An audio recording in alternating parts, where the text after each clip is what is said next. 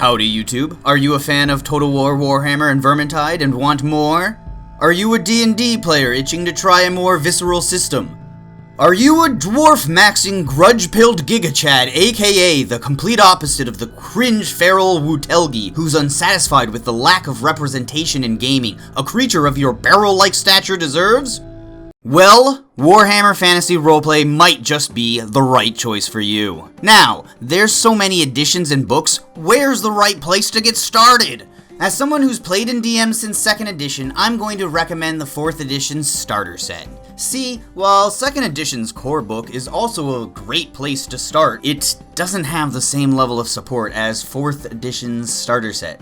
And it's also much harder to find a copy of. Fans of Vermintide will appreciate 4th edition more as well, as it has a lot of content centered around Ubersreik, even statting the Ubersreik 5 in their youth. It's set well before Vermintide, but the Red Moon Inn still exists, and is still owned by Loner, and there's even quests where you help him. The starter set has you start in Ubersreik, but what else is inside the box? It comes with dice, as well as a number of useful handouts. We've got rumors, maps, shopping tables, and quick references for rules of the game. From my point of view, the rules they have here, though slightly different from the actual rules of the core book, are very succinct and right to the point, much easier for people new to the system or new to role-playing to pick up. And the box itself even doubles as a makeshift GM screen and rolling tray.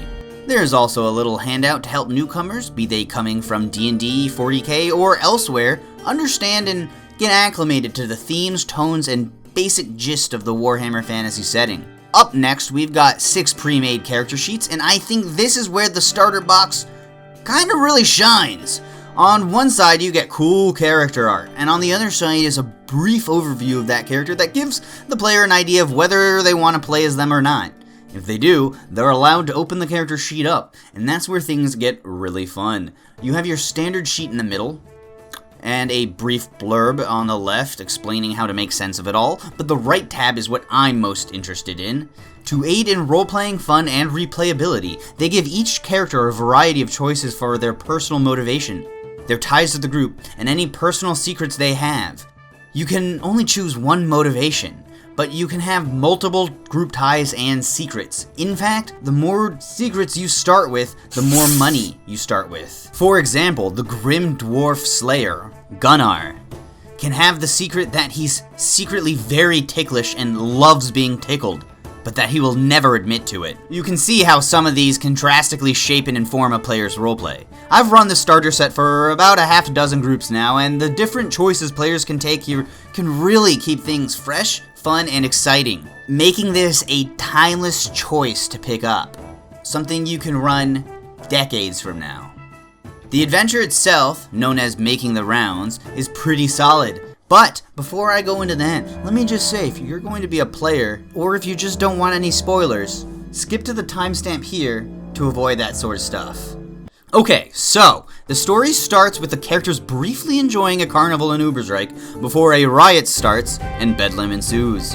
After some mayhem and one or more deaths, state troopers come in and arrest the entire crowd. The party is brought together when they are formally accused of murdering one of the carnival performers, and are ultimately sentenced to community service and being drafted to the Town Watch.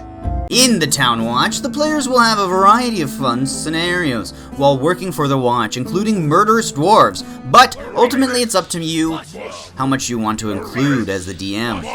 Eventually, however, the party is presented with a job from a road sergeant that will clear their name and get them out of the Watch. After an iconically Warhammer Fantasy-esque showdown with a band of mutant cultists on the docks at night, under the sickly green leering gaze of the Dread Moon Morsleeb, the adventure concludes. It's over!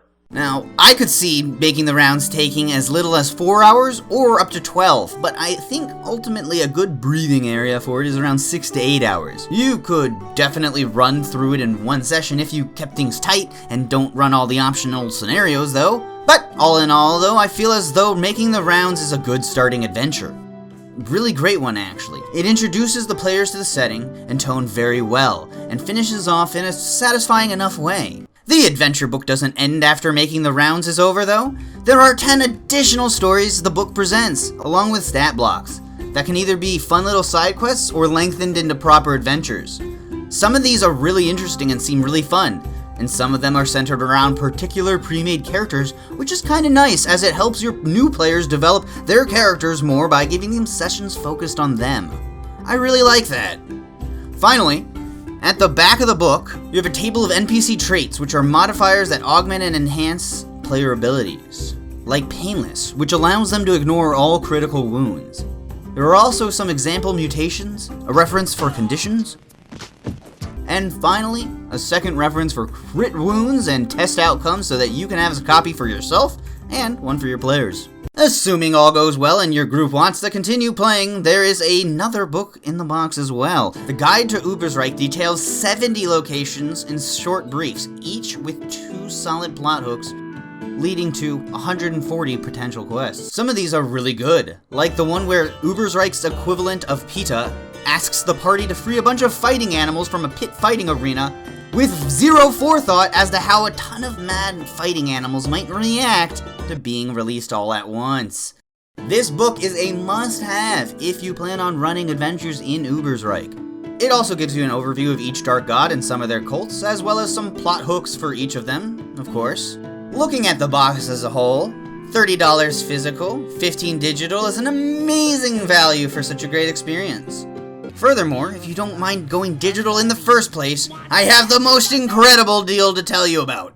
Right now, it's on sale, so for only about $40, you can get the entire starter set, the core rulebook, and the wonderful adventure book, Rough Nights and Hard Days. That book has one of Warhammer Fantasy's most beloved adventures, so beloved it has been ported over to every single edition, 1st, 2nd, 4th. Physically, all of these books would cost you $125, digitally, about $63.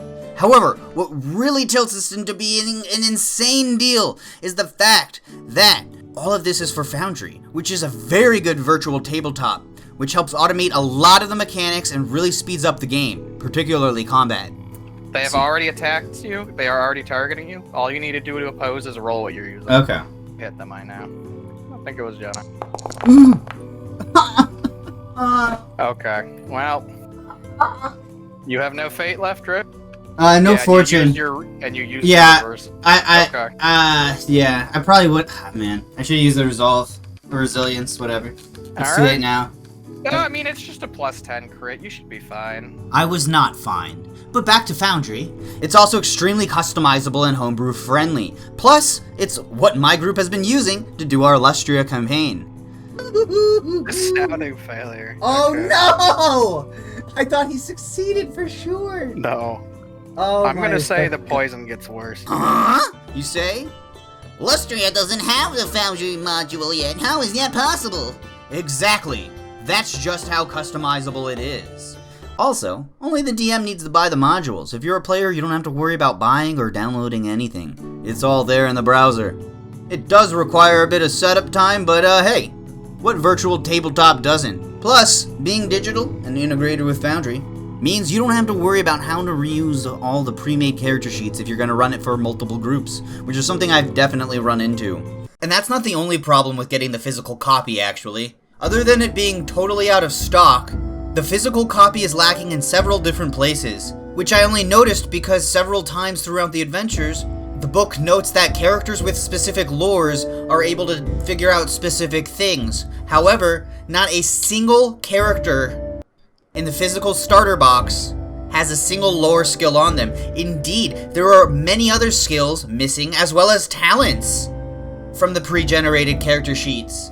And if you end up enjoying your character and want to continue playing them, if you have the physical copies, you're SOL because their experience isn't listed anywhere on the physical sheets. Which, by the way, it's 2,200, which I only know because my DM has the starter set Foundry module, and we were able to compare the differences, and they are staggering. So, if you want to be able to level up and continue playing your character and run this with multiple people and have all the skills and talents that your characters are actually supposed to have, get it on Foundry. Like, there's actually no reason now, knowing this, having compared this, like, we only found out a little bit before I put this video out. But there really is no reason to go physical. Foundry really is just the way to go. $40, there you go. And that's my opinion of the starter set box. Overall, a very great way to get into Warhammer Fantasy roleplay. So, if that all sounds great, I highly recommend you pick up the starter set today and get started with some buddies. And if you end up enjoying yourselves and want more, definitely check out my video breaking down the different splat books so you know what has what. If you like this video, please like and subscribe, and if you feel as though I've saved you a couple of bucks with this bundle and you want to kick it back, or if you just want to support the channel in general, please consider donating using the link in the description, or subscribing to my Patreon, which will give you access to my personal homebrews, 3D models, and a number of other benefits, including keeping me fed and unbeaten. Thanks so much for watching, everybody. I love you all, and in the meantime,